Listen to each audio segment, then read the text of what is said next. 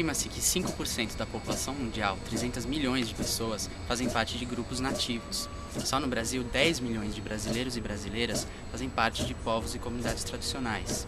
2 milhões de quilombolas, 1,5 milhão de povos indígenas, 400 mil quebradeiras de coco, 50 mil seringueiros e muitos outros grupos, que ocupam 1/4 do território nacional. A Alcareté surge em 2002 para buscar, em comunhão com povos e comunidades tradicionais, o reconhecimento de suas identidades coletivas e a garantia dos seus bens e direitos para que eles possam construir a sua autonomia.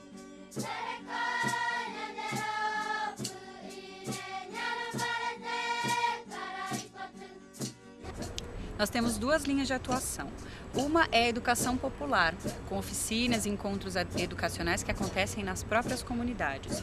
E outra é a influência nas políticas públicas, tanto para concretizar as que já existem, como para incorporar nas novas políticas esse recorte étnico. Um exemplo de ação que incorpora essas 2 linhas são os diálogos intergeracionais nas comunidades, em que as cantigas, as histórias e as práticas culturais que são levantadas passam a fazer parte do currículo formal da escola, contribuindo para melhorar a política pública de educação diferencial.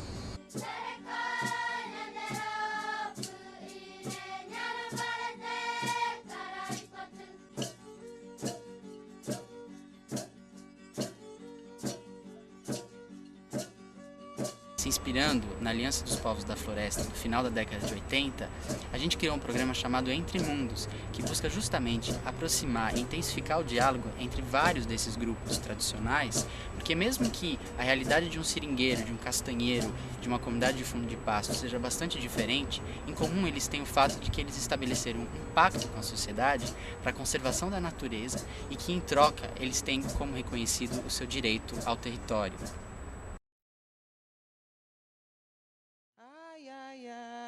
Agô, agô, agô, agô, agô pro céu, agô pra terra, agô pro mar, agô pros rios, agô pra mãe Iemanjá, agô pro céu, agô pra terra, agô pro mar, agô pros rios, agô pra mãe Iemanjá. Ai, ai, ai, agô, agô, agô, agô, agô, agô. Ai, ai, ai, agô, agô, agô, agô, agô, agô. 1/4 do território nacional ocupado por povos e comunidades tradicionais, 5 milhões de famílias, 25 milhões de pessoas. Então, é um contingente, uma dimensão territorial exponencial. Estamos falando de sociedade, de unidades sociais autônomas, que nunca precisaram de outras forças, de outros aspectos para se desenvolver ao longo de milhares de anos. E estávamos conversando aqui, essa é a grandeza do Brasil, que ele ter permitido esse caos, vamos dizer assim, essa anarquia, esse pluralismo. Estou chamando de anarquia no bom sentido da palavra e de caos no bom sentido da palavra, que é não só ter muitas comunidades, muitos povos diferentes, mas prestem atenção, eles serem também diferentemente diferentes. E que é praticamente identidade, né? Vou estabelecendo a minha identidade a partir do contraste, então ela praticamente só se dá na relação com as outras pessoas, ela não é uma coisa que eu defino para mim mesmo, fico com aquilo para mim, eu tenho que manifestar isso, eu tenho que expressar. Esse Estado é um grande formatador, ele vai formatar essas comunidades de um jeito tal que elas possam se relacionar com esse Estado. E esse aí está o colesterol ruim, ou seja, vai dizer a elas como é a forma de ser diferentes. A gente está falando tanto dessa questão da diversidade, de origens diferentes, de contextos culturais diferentes, mas quando vem a questão dos conflitos, claro que tem a particularidade de cada região, mas a gente vê coisas que são padrões recorrentes, né, e que não são acidentais, eles têm um motivo para ser assim, e que isso ajuda muito a gente a pensar na unificação dessas pautas e dessas lutas. O candomblé sobreviveu no Brasil porque ele se recolheu, porque ele não se mostrou. Só que nesse caminhar de preservar e de se manter, chegou uma hora que a gente teve que botar a cara na rua. Ou a gente vai discutir com o Estado, com a prefeitura, com o governo, com o inimigo, ou a gente vai ser detonado. Essa contramão da invisibilidade foi uma aliança construída entre os povos. E essa aliança, assim, para mim, muito encantada, entre indígenas, terreiros, ciganos. Você vai a um terreiro de candomblé, ou de mina, ou de qualquer outra prática de matriz africana, você tem o elemento de outra cultura enaltecido como reis, caboclos, indígenas, ciganos. E o que é isso? Para mim, é uma aliança assim, encantada que ninguém decifra. E é essa aliança que perpetuou a história desses povos. E essa aliança, para mim, ela não se rompe, ela é silenciosa, ela é harmônica e, ao mesmo tempo, é contraditória. Então, em 1986, criaram a Estação Ecológica da Jureia, e aí proibiram todas as atividades dessas comunidades que lá viviam. Mas antes da criação da Estação Ecológica, para vocês terem uma ideia, iam fazer lá um condomínio fechado para 70 mil habitantes. Esse conflito ambiental ele é parte, né, do braço de dominação, onde o Estado não conseguiu chegar com a mão armada, ele chegou com esse processo aí de dominação e de forçação de inclusão num tal processo que se diz legal. Porque essas comunidades tiveram, ao longo do tempo, um papel importante para conservar aquilo que ainda resta de floresta, principalmente aqui na Mata Atlântica. Agora, por que só nos últimos 40, 50 anos, nós tomamos consciência de que era necessário criar parque nesses lugares para conservar e não conseguimos verificar o porquê que estava conservado até aquele momento?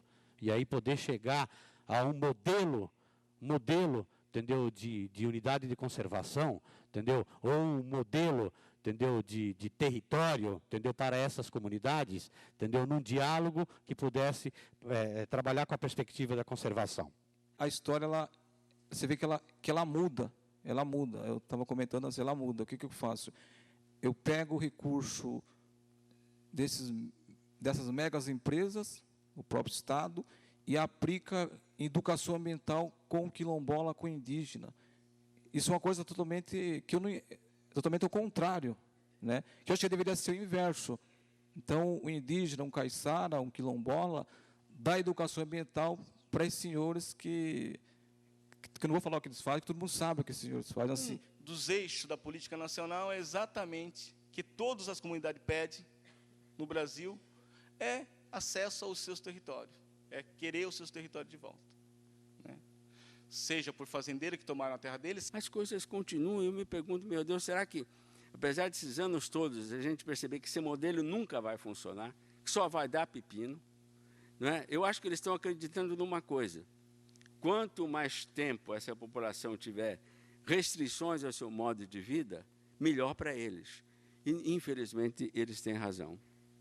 Quanto mais tempo nossas populações tradicionais não puderem fazer a sua roça, não puderem pescar e assim por diante, mais eles estão pressionados para migrar. É o que o Dauro falou, eles estão migrando mesmo. Eu queria dizer que eu estou otimista porque nós estamos entrando no século XXI e eu acredito muito que o século XXI é o século da diversidade ambiental, da diversidade social. Então, eu acho que está na hora da gente começar a brigar juntos, não é? De apresentar plataformas juntos, não é? E de poder resolver juntos os problemas que afligem as comunidades tradicionais do Vale do Ribeira, que são muitas. E aí não dá para deixar, não é, de entrar a dança, o nosso fandango, incentivar o mutirão desde que possível, tanto para a retirada da madeira da canoa, quanto para a roça. Isto é, pensar que essas comunidades elas foram fortes e são fortes porque a economia, o modo de vida se associa à dança, né, se associa à música, está associado à religião. Eles têm uma percepção da natureza muito diferente e da própria vida social muito diferente da nossa vida individualista.